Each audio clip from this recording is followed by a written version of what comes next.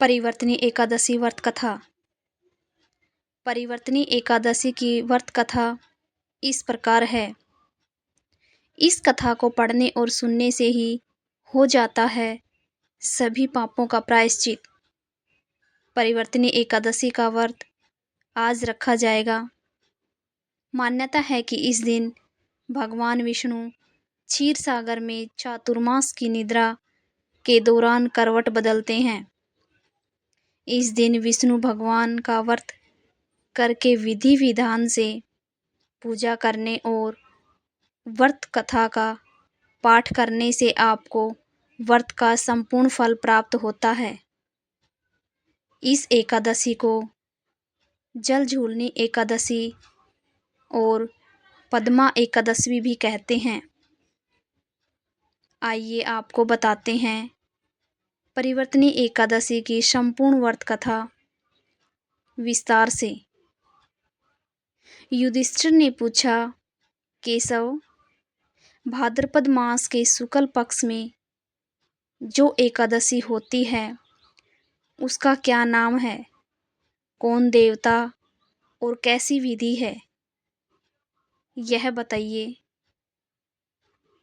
भगवान श्री कृष्ण बोले, हे राजन, इस विषय में मैं तुम्हें आश्चर्यजनक कथा सुनाता हूँ, जिसे ब्रह्मा जी ने महात्मा नारद से कहा था।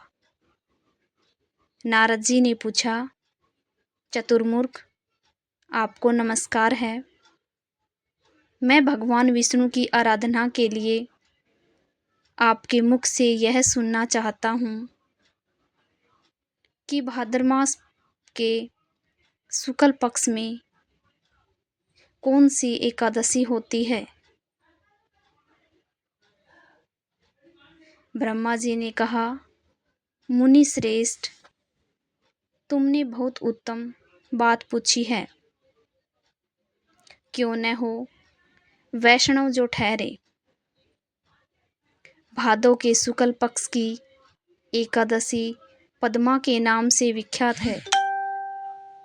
इसे परिवर्तनी एकादशी और जल झूलनी एकादशी भी कहा जाता है। उस भगवान ऋषिकेश की पूजा होती है। यह उत्तम व्रत अवश्य करने योग्य है। सूर्यवंश में मांधाता नामक एक चक्रवर्ती सत्य प्रतिज्ञा और प्रतापी राजश्री हो गए हैं। वे प्रजा का अपने और पुत्रों का भांति धर्मपूर्वक पालन किया करते थे। उनके राज्य में अकाल नहीं पड़ता था, मानसिक चिंताएं नहीं सताती थी और व्याधियों का प्रकोप भी नहीं होता था। उनकी प्रजा निर्भय तथा धन धान्य से समृद्ध थी। महाराज के कोष में केवल न्यायोपार्जित धन का ही संग्रह था। उनके राज्य में समस्त वर्णों और आश्रमों के लोग अपने अपने धर्म में लगे रहते थे। मानधाता के राज्य की भूमि कामधेनु के समान फल देने वाली थी। उनके राज्य करते समय प्रजा को बहुत सुख प्राप्त होता था। एक समय किसी कर्म का फल भोग प्राप्त होने पर राजा के राज्य में 3 वर्षों तक वर्षा नहीं हुई। इससे उनकी प्रजा भूख से पीड़ित होकर नष्ट होने लगी। तब संपूर्ण प्रजा ने महाराज के पास आकर इस प्रकार कहा। प्रजा बोली, नरश्रेष्ठ, आपको प्रजा की बात सुननी चाहिए। पुराणों में मनीषी पुरुषों ने जल को नारा कहा है। वह नारा ही भगवान का अयन निवास स्थान है। इसलिए वे नारायण कहलाते हैं। नारायण स्वरूप भगवान विष्णु सर्वत्र व्यापक रूप में विराजमान है। वे ही मेघ स्वरूप होकर वर्षा करते हैं। वर्षा से अन्न पैदा होता है और अन्न से प्रजा जीवन धारण करती है। नरश्रेष्ठ, इस समय अन्न के बिना प्रजा का नाश हो रहा है। अतः ऐसा कोई उपाय कीजिए जिससे हमारे योगक्षेम का निर्वाह हो।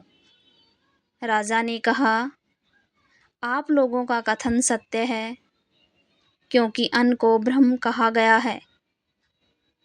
अन्न से प्राणी उत्पन्न होते हैं और अन्न से ही जगत जीवन धारण करता है।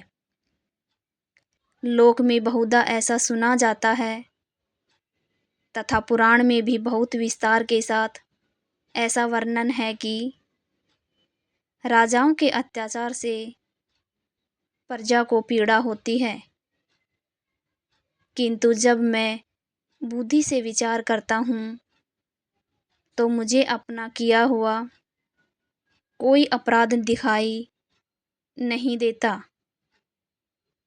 फिर भी मैं प्रजा का हित करने के लिए पूर्ण प्रयत्न करूँगा।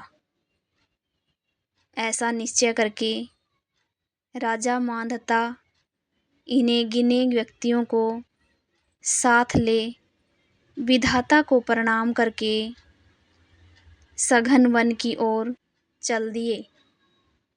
वहाँ जाकर मुख्य मुनियों और तपस्वियों के आश्रमों पर घूमते फिरे।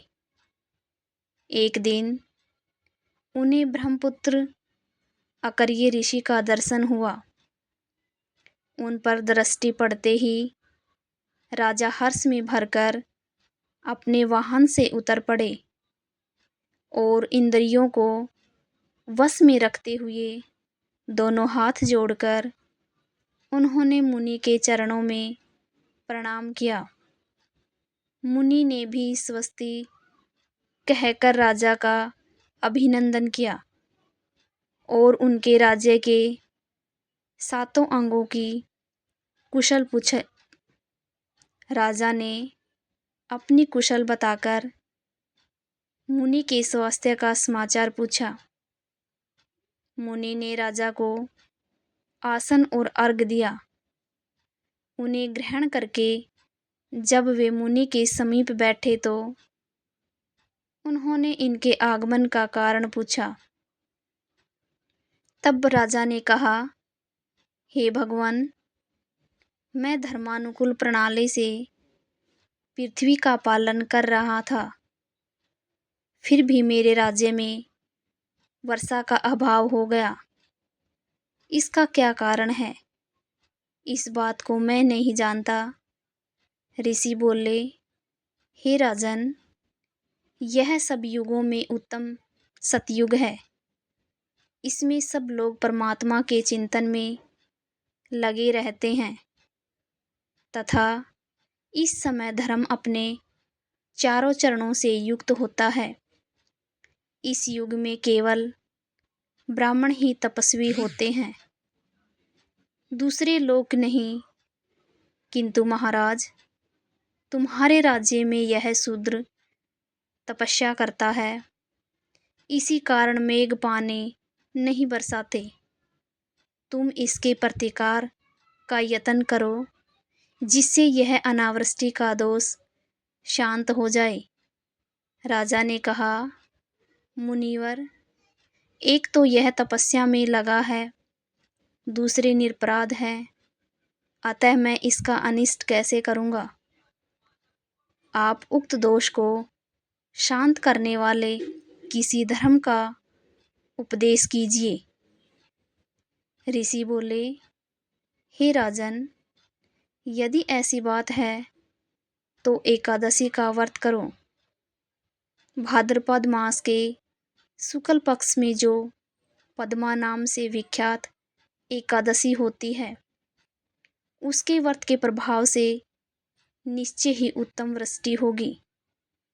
नरेश, तुम अपनी प्रजा और परिजनों के साथ इसका व्रत करो। ऋषि का यह वचन सुनकर राजा अपने घर लौट आए। उन्होंने चारों वर्णों को समस्त प्रजाओं के साथ भादों के शुक्ल पक्ष की पद्मा एकादशी का व्रत किया। इस प्रकार व्रत करने पर मेघ पानी बरसाने लगे। पृथ्वी जल से आप्लावित हो गई और हरी भरी खेती से सुशोभित होने लगी। उस व्रत के प्रभाव से सब लोग सुखी हो गए। भगवान श्री कृष्ण कहते हैं, हे राजन, इस कारण इस उत्तम व्रत का अनुष्ठान अवश्य करना चाहिए। पद्मा एकादशी के दिन जल से भरे हुए घड़े को वस्त्र से ढककर दही और चावल के साथ ब्राह्मण को दान देना चाहिए। साथ ही छाता और जूता भी देने चाहिए। न दान करते समय निम्नलिखित मंत्र का उच्चारण करें। बुध श्रवण नाम धारण करने वाले भगवान गोविंद, आपको नमस्कार है, नमस्कार है। मेरी पाप राशि का नाश करके आप मुझे इस प्रकार के सुख प्रदान करें। आप पुण्यात्मा जनों को भोग और मोक्ष प्रदान करने वाले तथा सुखदायक हैं।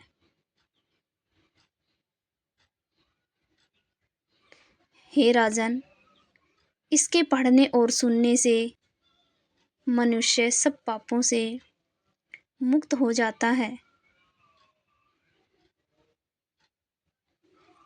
ये थी दोस्तों परिवर्तनीय एकादशी की व्रत कथा।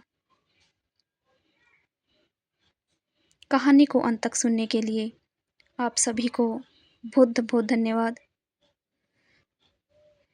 वीडियो को लाइक करना, चैनल को सब्सक्राइब करना और ज़्यादा से ज़्यादा शेयर करना।